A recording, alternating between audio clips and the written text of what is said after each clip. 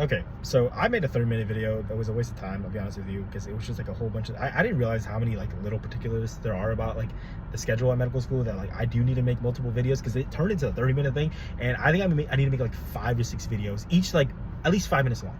So just bear with me as I do this, and like I'm sorry to put you through multiple videos, but I couldn't explain it all in one. Like I really got to the end of 27 minutes and I was like, this is not, nobody should hear me talk this long. This is too much.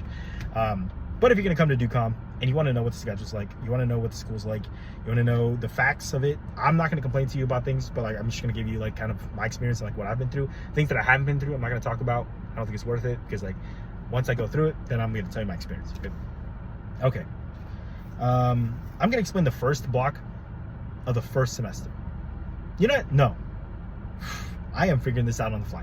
I'm going to explain the schedule a little bit, the structure of the schedule, and that means something different when it comes to class content. But I'm going to explain to you the structure of the schedule through the first year and through the second year, through at least the first semester of the second year, because that's what I'm going through right now. So you're going to arrive mid-July at DUQCOM. There's going to be orientation, you're going to do some fun stuff, et cetera, et cetera. They're going to tell you about the school, whatever, right? First year, July 15th is when we came. All right, I'm going to talk from my point of view. July 15th, and then December 4th is when we ended. And there's a reason I remember that, but December 4th is when we ended.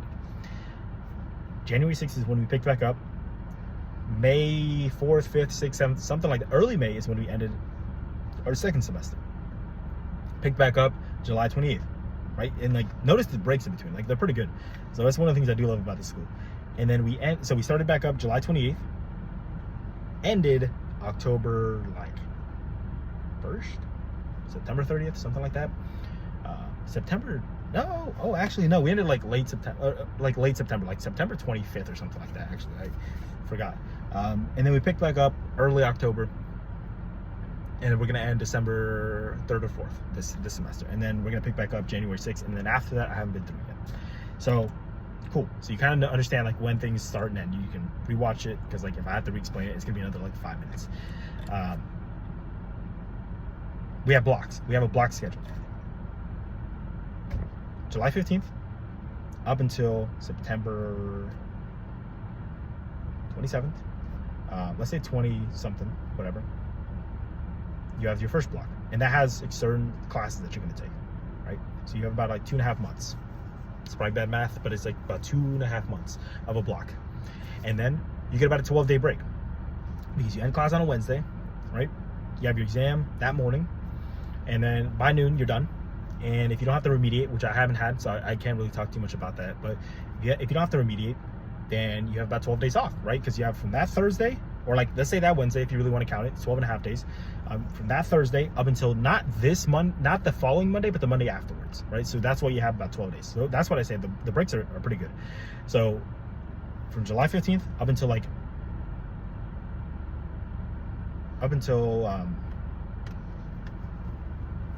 late September, early October, you have one block.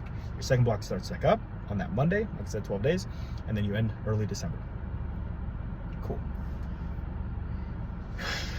And then you come back a month later, like January 6th, and then the same thing. So around spring break, you have another block break, 12 days. You don't have to remediate, it's about 12 days, and you can do whatever you want.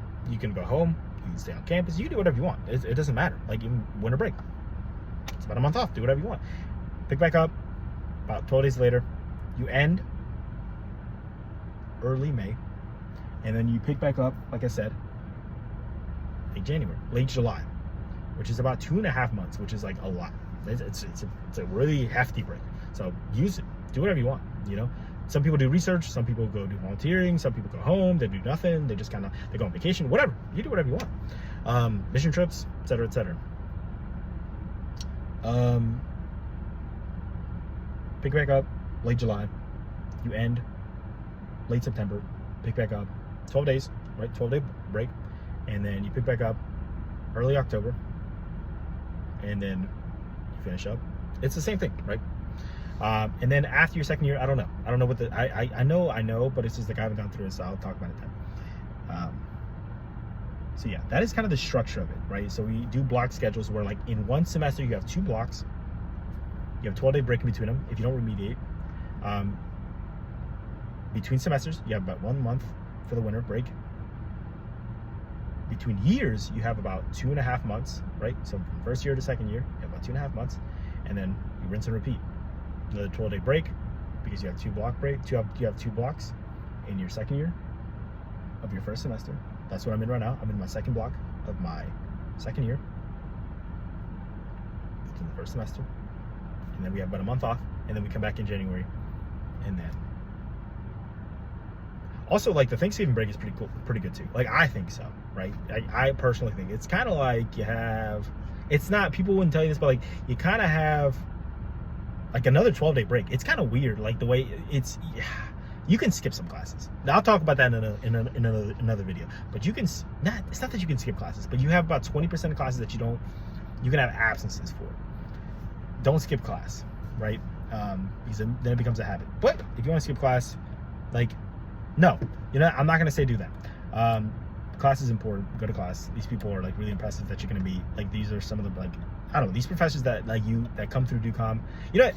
Another video, because we're 6 minutes and this is enough, right? So that's the structure of DUQCOM. I'll make another video at some point about the class content, the way the afternoon classes work, the way the exams work, because it is so detailed, and like you might pick up on it, but like if you want like a specific reference to it, like you can use these videos of what I've gone through, right, and what I'm going through. And I think what the first years is they'll corroborate. Well, nobody's gonna corroborate, but that's how it works. So thank you for watching, but that's how it is. 2 blocks within a semester, great breaks. All right.